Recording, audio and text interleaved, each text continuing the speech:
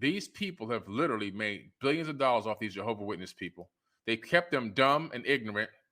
And when I say dumb, it's not an insult. I'm talking about IQ level are low. The majority of the IQ levels are low. It's not an insult, it's a fact. And why? Because they encourage low IQs, because they don't want people that can wake up and realize what's going on. So they actually encourage it. And that's how they have you functioning. And they have the governing body of the Jehovah Witness, which are these guys who are now anointed gods walking on earth. These 8 guys, they're anointed gods controlling everything these people hear, see, smell, touch, feel, and then interrogating random interrogations to randomly then select someone to eject them from the organization in such a manner that is so horrendous that the majority of these people commit suicide. Look it up. Just Google it. Google Jehovah Witness suicide. And guess what you're going to find? A horrifying number of people, articles jumping off of buildings. Jehovah Witness jumps out of a building. Jehovah Witness jumps in front of a moving train. Jehovah Witness jumps in front of a moving bus. It's Jehovah Witness himself in the head. It's just back to back to back to back. Remember, in the beginning, I said 5 to 10 times more than a normal suicide rate than the average person. And so what they're doing is creating so much trauma in people that they're going out here and themselves. That has to be a super red flag for everyone. They've destroyed the lives of millions of people around this planet, and they continue to do it, all for the ability for them to generate billions of dollars in tax-free real estate that they enjoy the huge benefits of. These 8 men live in a super mansion in upstate New York. I forget the number, but it's in $1 billion. Their mansion is over $1 billion. Their mansion.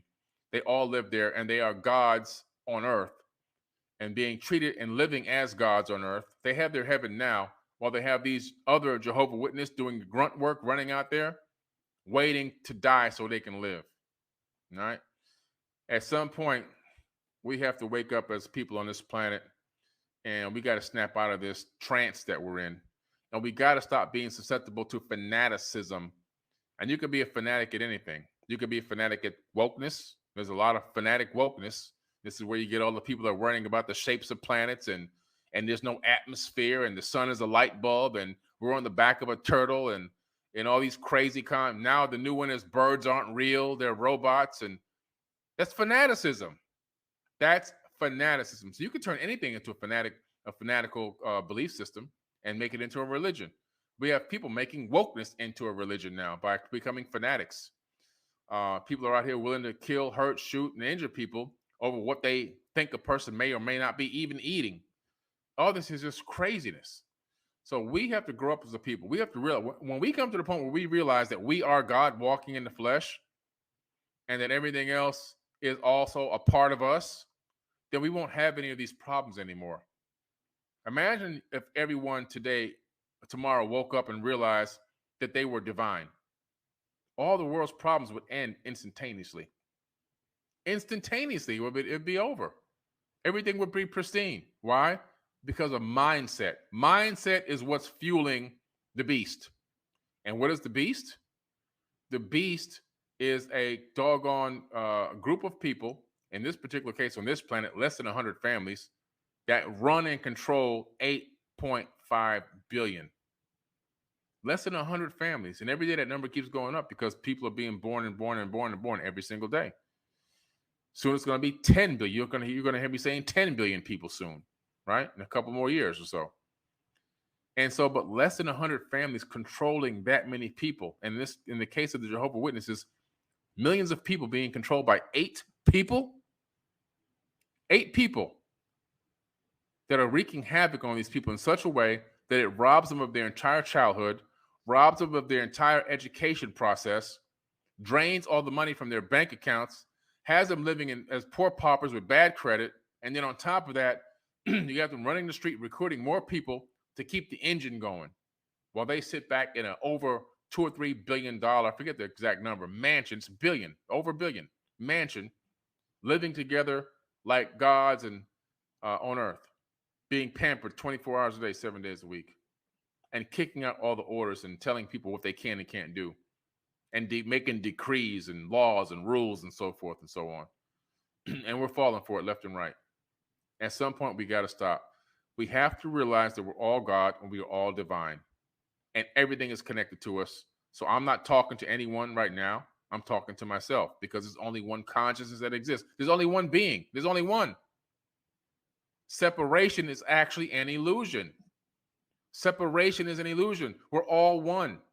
I'm speaking to myself, and when you're talking to somebody, you're speaking to yourself. We're all just one different aspect or fractal of the divine spark. That's it.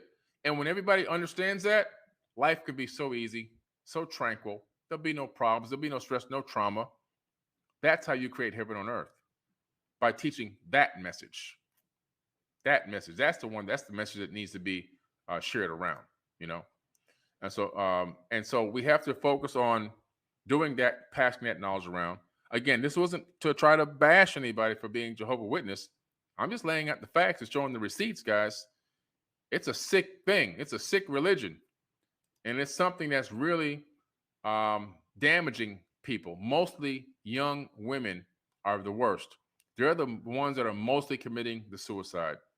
They're the ones that are mostly being put into these forced random interrogations and asked about their and